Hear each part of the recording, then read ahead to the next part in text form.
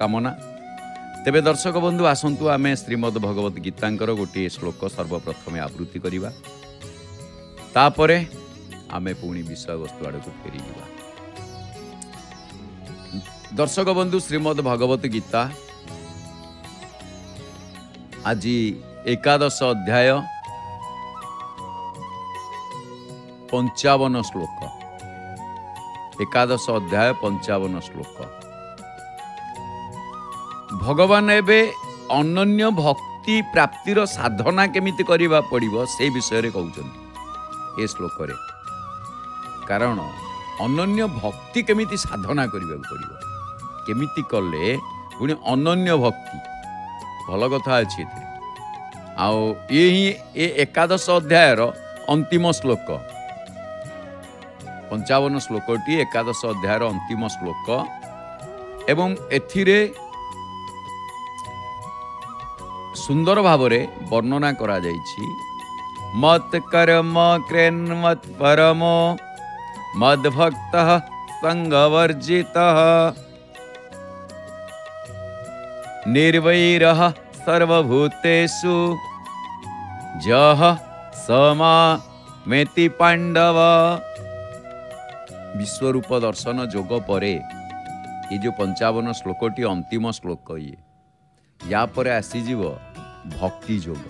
केमिति अनन्य भक्ति से कथा वर्तमान महाप्रभु टिके ए अध्याय रे सूचई दउछन्ति। तापरे भक्ति जोग कथा को आरंभ करिवे। एठी भगवान कहउछन्ति, हे पांडव, जे केवल मो पाई कर्म करे एवं जे मत परायण आ मोर प्रेमी आ सर्वदा आसक्ति रहित एवं प्रत्येक प्राणी सहित शत्रुता शून्य से भक्त मोते प्राप्त हुए। ए श्लोक रे विशेष भाव में 5टी कथा कहा जाइछि। ए श्लोकटी कौन गोटे भल कथा आपण देखंतु। एथिरे कहा जाइछि मत कर्म कृत, तापरे अछि मत परमः, तापरे अछि मद भक्तः, तापरे अछि संगवर्जितः, तापरे अछि सर्वभूतेषु। एठी गोटे कथा देखंतु। ए श्लोक रे जो भगवान को सहित घनिष्ठता 5टी कथा, किंतु ये 5टी कथा को साधन पंचक बोली कहा जाए। अनन्य भक्ति प्राप्तिर जो उपाय महाप्रभु कहउछन्ति ताकू गोटे कथा एटी देखिबे। 5टी कथा तो कहा जाइछि 55 श्लोक रे, पुणी 5 2टी 5 मिसे माने एकाठी रहिले जे 55, पुणी 11 अध्याय चलीछि। आज पुणी एकादशी भल दिनटी आज। आ ता सहित एई जो 5टी कथा कहा जाइछि श्लोक रे 55 श्लोक रे ताकू साधन पंचक बोली कहा जाए। आ सेई जो 5टी कथा से 2 भाग रे विभक्त। गोटे संसार रु संबंध विच्छेद, आउ गोटे होची भगवान को सहित घनिष्ठता।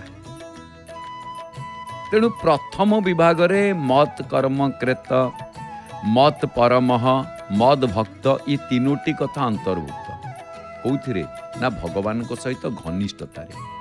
द्वितीय विभाग रे संगवर्जित एवं निर्वैरः सर्वभूतेषु ये 2टी कथा अंतर्भुक्त। एथि भितरे गोटे कथा देखिए मत कर्म कृत। जो व्यक्ति जप कीर्तन ध्यान सत्संग स्वाध्याय इत्यादि समस्त भगवत संबंधी कर्म एवं वर्ण आश्रम स्थान काल परिस्थिति इत्यादि अनुसार प्राप्त समस्त लौकिक कर्म केवल मो उद्देश्य रे करे, अर्थात मो प्रीत्यर्थे करे, से होउछि कोन ना मत कर्म कृत।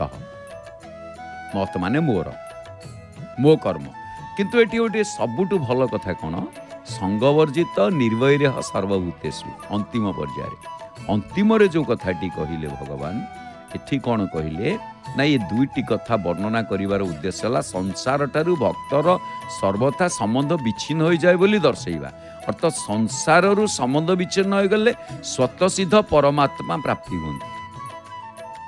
तेणु ये संसार रे संगवर्जित केवल भगवत प्रीत्यर्थ कर्म कले भगवत परायण हो रहिले और भगवत भक्त हेले कौन हुए ना ए सबु गुड़िकरे जहाँ अन्य पद गुड़िकरे विषय वर्णना करुछंती एपरि हेले जे संगवर्जित हो जाए अर्थात संसार प्रति तार आसक्ति ममता कामना रहे नाही आ आसक्ति ममता कामना जोगु ही संसार सहित संबंध हुए तेणु भगवान को प्रति अनन्य प्रेम हेले आसक्ति आदि संपूर्ण नष्ट हो जाए।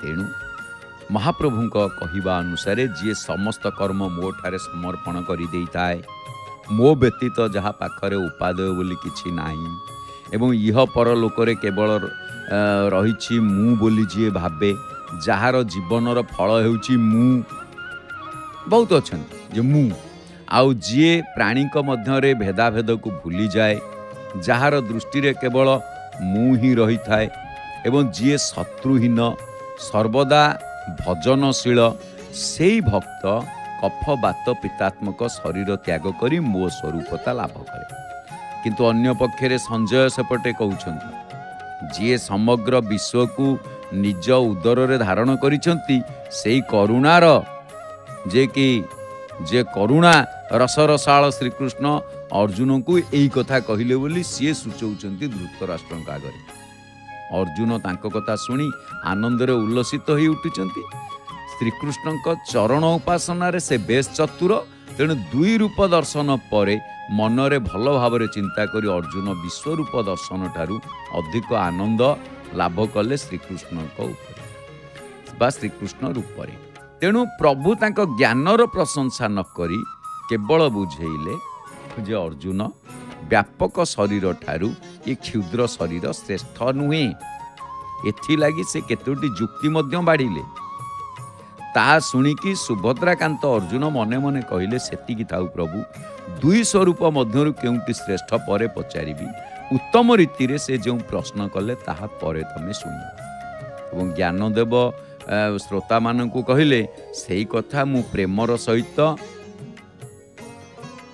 ओबी छंदरे प्रकाश करुछि एई ओबी स्वरूप प्रस्फुटित कुसुमांजलि मु विश्वमूर्ति श्री भगवान को चरण जुगल रे समर्पण करुछि तेबे 55 अध्याय एठी सांग करा जाउछि केमिति ना इति श्रीमद् भगवत गीता पनु इति श्रीमद् भगवत गीता सुपनिषत्सु ब्रह्म विद्यायां योग शास्त्रे श्री कृष्णार्जुन संवादे विश्वरूप दर्शन योग नामैकादशोऽध्याय अर्थ एटी एकाद हरि ओम तत्सत अत ये जो ओम तत्सत ये भगवान नाम उच्चारण पूर्वक ब्रह्म विद्या एवं योगशास्त्रमय श्रीमद् भगवत गीतोपनिषद रूपक श्रीकृष्णार्जुन संवाद रे विश्व दर्शन योग नामक एकादश अध्याय पूर्ण होला तेणु यही जो अध्याय एथिरे अनेक गुड़े कथा अच्छी अर्जुन भगवान ठारू दिव्य दृष्टि प्राप्त करी जो विश्वरूप दर्शन करथिले ताहार वर्णना को पठन और श्रवण करी भगवान प्रभाव को स्वीकार करिनेले तांको सहित जोग बा संबंध अनुभूत हुए तेणु एकादश अध्यायर नाम होला कौन ना विश्वरूप जोग तापरे बा विश्वरूप दर्शन जोग एठी कौन अछि ना एई अध्याय रे 11टी उवाच एथिरे अछि जेमति कि